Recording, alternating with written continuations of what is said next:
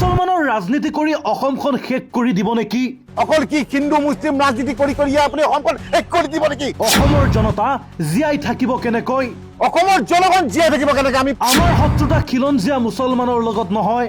আমাৰ শত্ৰুতা কেতিয়াও খিলঞ্জীয়া মুছলমানৰ লগত নাই। আমাৰ শত্ৰুতা অবৈধ মিয়া বাংলাদেশীৰ লগত। আমাৰ শত্ৰুতা আমি আছে অবৈধ মিয়া বাংলাদেশীৰ লগত। মূল্য বৃদ্ধিক লৈও চৰকাৰক কঠোৰ সমালোচনা আকাশ শইকীয়াৰ। কিন্তু মূল্য বৃদ্ধিয়ে গোটেই অসমখনক জুৰুলা-জুপুৰ কৰিছে, খুলি খাইছে।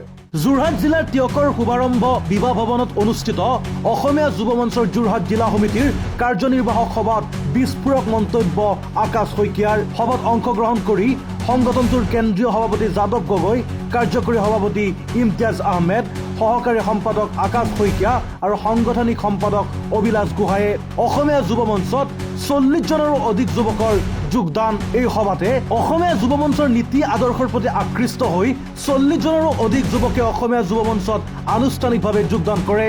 সভাৰ শেষত মূল্যবৃদ্ধিৰ সমস্যাক লৈ নতুন চৰকাৰক কঠোৰ সমালোচনা কৰে আকাশ শইকীয়াই। তেওঁ কয়, অসমৰ জনতা জীয়াই থাকিব কেনেকৈ? হিন্দু মুছলমানৰ ৰাজনীতি কৰি অসমখন শেষ কৰি দিব নেকি? আকাশ শইকীয়াৰ স্পষ্ট মন্তব্য, আমাৰ শত্ৰুতা খিলঞ্জীয়া মুছলমানৰ লগত নহয়, আমাৰ শত্ৰুতা অবৈধ বাংলাদেশীৰ লগতহে। লগতে অসমৰ জনতাই যি আশা আকাংক্ষা লৈ চৰকাৰ গঠন কৰিছে, সেই আশা আখৰে আখৰে পালন কৰিবলৈ মুখ্যমন্ত্ৰীক আহ্বান জনায় আকাশ শইকীয়াই। আজি অসমীয়া যুৱ মঞ্চৰ যোৰহাট জিলা সমিতি কাৰ্যনিৰ্বাহক সভাখন অনুষ্ঠিত হয়। উক্ত সভাতে প্ৰায় আমাৰ অসমীয়া যুৱ মঞ্চৰ নীতি আদৰ্শৰ প্ৰতি আকৃষ্ট হৈ প্ৰায় 40জন মান যুৱকে আমাৰ ইয়াত আজি যোগদান কৰে আৰু খুব সোনকালে আমি এখন ইয়াতে প্ৰতিনিধি সভা হ'ব, প্ৰায় তাতে 100ৰ ওপৰত ল'ৰাই যোগদান কৰিব। আৰু ইয়াৰ লগে লগে আমি এটা কথা অসম চৰকাৰক সকীয়াই দিব বিচাৰিছো, যিহেতু আজি চৰকাৰ গঠন হোৱা কিছুদিন হৈছে আৰু শপত গ্ৰহণ হোৱা আজি দুদিনে হোৱা নাই, কিন্তু মূল্য বৃদ্ধিয়ে গোটেই অসমখনক জুৰুলা-জুপুৰ কৰিছে, খুলি খাইছে।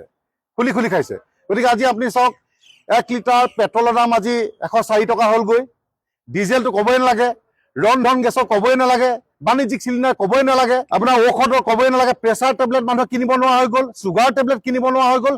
যি টেবলেটৰ দাম আছিলে এটা ষ্ট্ৰিপত 40 টকা, সেই ষ্ট্ৰিপ আজি দাম হৈ গ'ল 150 টকা।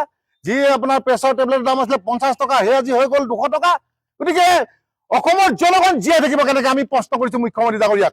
যি সপোন লৈ, যি আদৰ্শ লৈ আপোনাক আমি জয়যুক্ত কৰিছিলো, যি সপোন দেখি 3খন আসন আপোনাক আমি বিজেপি চৰকাৰ প্ৰদান কৰিছিলো, আজি সেই আশা ক'ত গ'ল? আজি আপুনি কি দিছে? অকল কি হিন্দু মুছলিম ৰাজনীতি কৰি আপুনি অসমখন শেষ কৰি দিব নেকি? আমি সুধিব বিচাৰিছো। আমাৰ শত্ৰুতা কেতিয়াও খিলঞ্জীয়া মুছলমানৰ লগত নাই। আমাৰ শত্ৰুতা আমি আছে অবৈধ মিয়া বাংলাদেশীৰ লগত। যি বাংলাদেশী আমাক সন্মানীয় সভাপতিয়ে কৈ গ'ল যে কুকুৰাজাত কণমানি 2জনী ছোৱালীক ৰেপ কৰি ধৰ্ষণ কৰি শেষ কৰি পেলালে, নিক্ষেপ কৰি পেলালে, মাৰি পেলালে। সেইকেইটাক 24 ঘণ্টাৰ ভিতৰত আমি এনকাউণ্টাৰ কৰিবৰ বাবে মুখ্যমন্ত্ৰী ডাঙৰীয়াক অনুৰোধ জনাইছো। ক'ত গ'ল আপোনাৰ বন্দুকৰ গুলি? ক'ত গ'ল? ড্ৰাগছ মাফিয়াক আপুনি গুলিয়াইছিলে, গৰু চোৰক আপুনি গুলিয়াইছিলে, ৰেপিষ্টক আপুনি গুলিয়াইছিলে, কিন্তু আপোনাৰ এতিয়া সেই গুলি ক'ত গ'ল? নুফুটা হৈ গ'ল। কি হৈ গ'ল? আমি বুজি পোৱা নাই। গতিকে আমি অসমৰ জনগণে যি সপোন লৈ আপোনাক ভোট দি জয়যুক্ত কৰিছো, সেই সপোন আপুনি আখৰে আখৰে পালন কৰা। আপুনি অবৈধ মিয়া বাংলাদেশীক আপুনি কৈছিলে যে পুছবেক কৰিম, ঠেলি হেঁচি পেলাই দিম।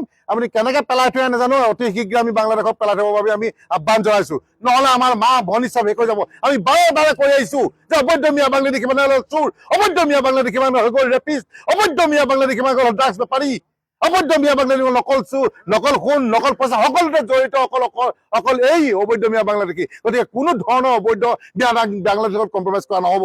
আৰু আমি আপোনালোকৰ যোগেদি আজি অসম চৰকাৰক জনাই দিব বিচাৰিছো যে অহা 3 তাৰিখে ভয়ংকৰ প্ৰতিবাদ হ'ব মূল্য বৃদ্ধিৰ ওপৰত, ভয়ংকৰ প্ৰতিবাদ হ'ব। আৰু অসমীয়া যুৱ মঞ্চ সন্মুখীন হ'ব এইখন অসম চৰকাৰ।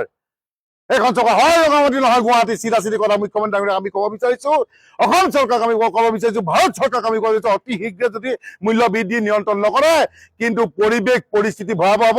ইয়াৰ বাবে জগৰীয়াব অসম চৰকাৰ, ইয়াৰ বাবে জগৰীয়াব Himanta Biswa Sarma.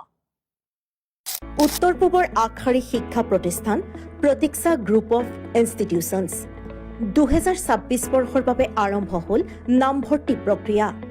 B pharm, D pharm, BSc nursing, BMRIT, BMLT, GNM, BPT।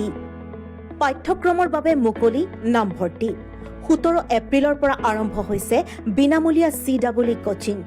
আজিয়ে যোগাযোগ কৰক এই নম্বৰত 97063211768 9181022366 আৰু 9181022377